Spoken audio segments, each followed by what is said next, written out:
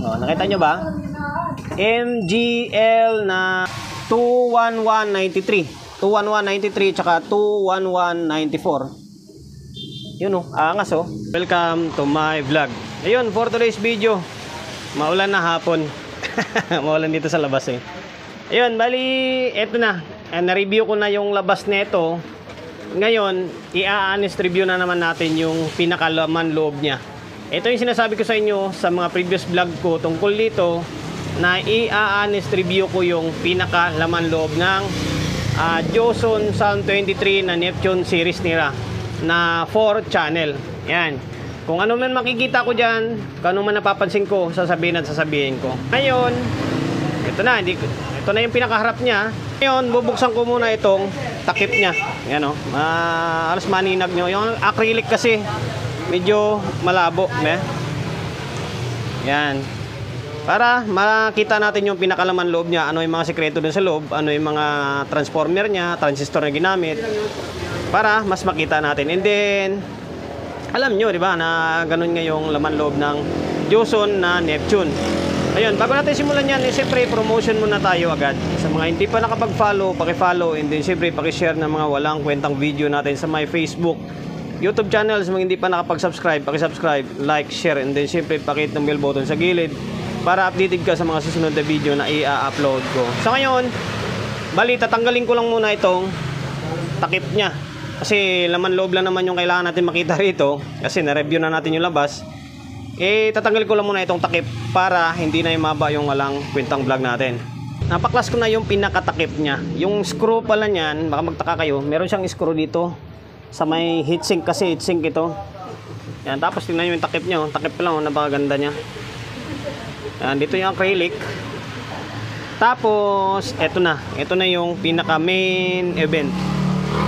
Medyo grabe, mangang-mangha ako kasi naka MGL na siya. By the way, mamaya na yan. Masyado ako na-excite. Ayun, meron siyang dalawang transformer. Tama nga yung sabi ni Sir Joson na naka-dual transformer siya. Yan.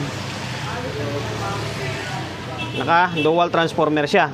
Tapos yung supply niya, tingnan natin yung supply nito. Natin kung ano yung pinaka-voltahe. Sabihin natin. Yung supply niya is, siyempre yung input niya is 230, above na yan, matic na yan. Yung pinaka-supply niya is 58058. Yan. 58058, tapos 1515, 010, 015 para sa mga yan, sa mga relay, input buffer, fan. Yan. Taas na yung supply nyo, 58058. Tapos, itong isa, siyempre ganun din yan. Silipin ko pa sana. Pero pakita ko na rin para wala kayong masabi. Ayan 58058. Okay. Na transformer, dual na transformer. Tapos, sa may capacitor, ganda ng capacitor niya. Kulay gold. Nakala mo L na yung dating niya. Yan, 100 volts na 10,000 microfarad. 2, 4, 6. Bali, 6 sa may kabilang channel, or sa may channel A, channel B kasi ito na left right Yan, 6 sa may kabilang side. Tapos 6 din sa may kabilang side. Gold na gold yung laman nito Ano? Yung brand niyan is Joson talaga pala Kahit capacitor may nakasulat talaga siyang may nakasulat na Joson Yan, may Joson talaga siya na nakasulat pati sa capacitor. Tapos ito yung pinaka highlight. Tingnan mo yung transistor I-zoom in natin para nakita nyo ba?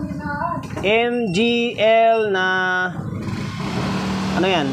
2194. MGL 2194 na ilang piraso to? 1, 2, 3, 4, 5, 6, 7, 8, 9, 10, 11, 12. 12 sa isang channel. Edi nasa 3 pairs per channel ito. Kasi hatiin mo ito, tatlo, tapos tatlo sa isang channel. Tatlo sa isang channel. Edi 3 pairs kada channel. Pero naka MGL siya. Angas.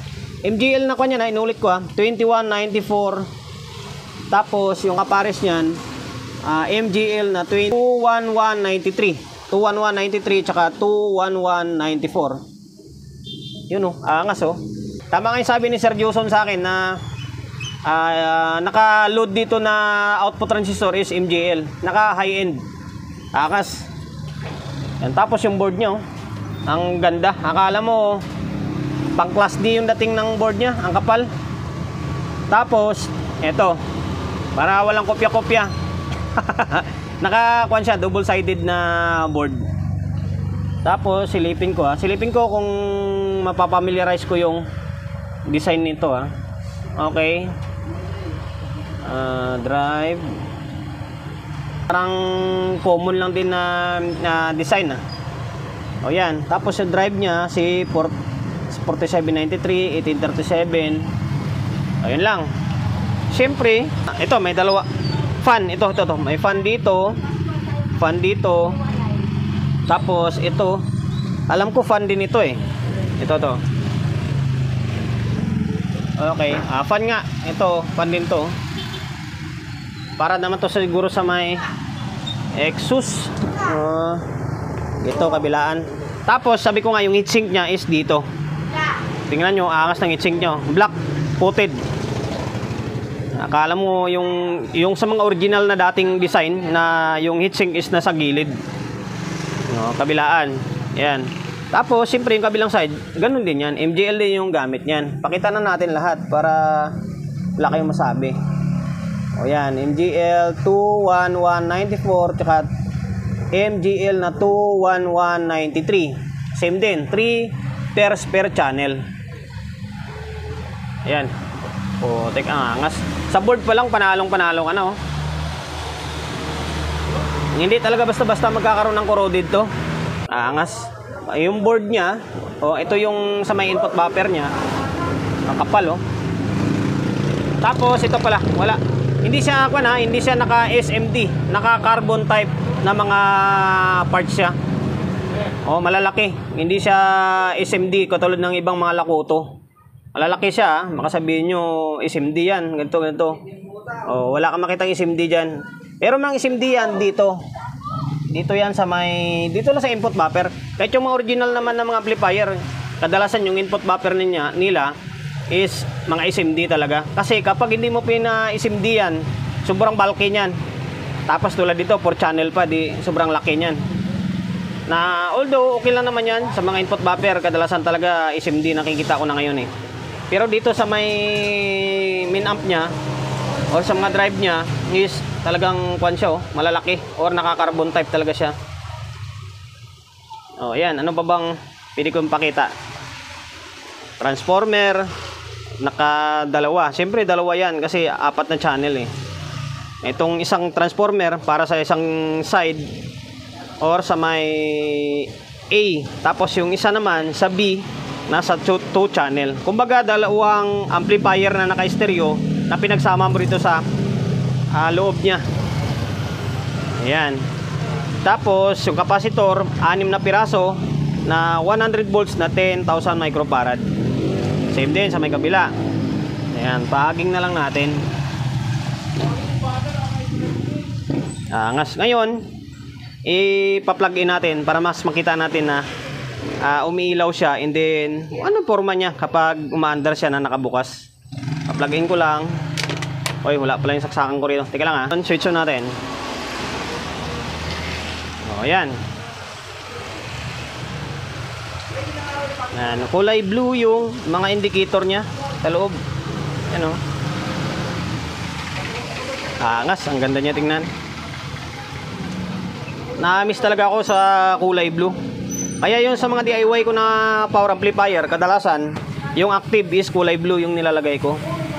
Dito kulay blue din Yun Yung aabangan nyo na lang ulit dito sa akin is yung pagsa-soundcheck na lang. Sa soundcheck na lang natin para malaman natin, ipaparinig ko sa inyo yung tunog nito. Abangan nyo na lang sa susunod na mga vlog.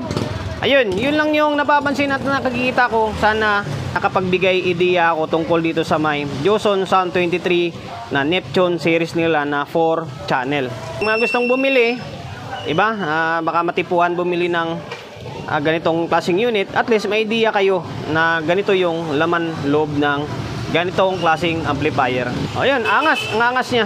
Ayun lang guys, hanggang dito na lang yung walang kwentang vlog natin. Sana nakapagbigay, inulit ko, sana nakapagbigay idea ako sa inyo, or naipakita ko sa inyo ng maayos yung laman loob ng Joson Sound 23 na Neptune series nila na 4 channel. Abangan nyo na lang ulit yung pagsa-soundcheck natin dito. Soundcheck natin siya dyan, no?